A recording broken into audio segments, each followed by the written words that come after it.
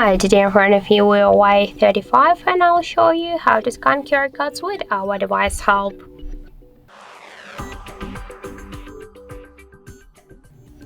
So we should first open our apps menu to find the scanner application, but if you don't see this application here,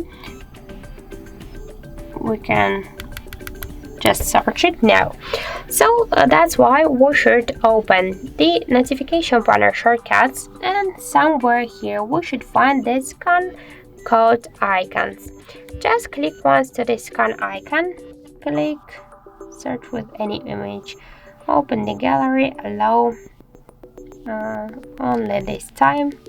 Now click search with your camera, and into this frame we should just place our QR code. So let's do that. Wait a second, and we can see that this is the Wikipedia article. So we can just click on this link and we'll just automatically open it. So that's it. Thank you for watching, and if you find this video helpful, don't forget to leave a like, comment and to subscribe our channel.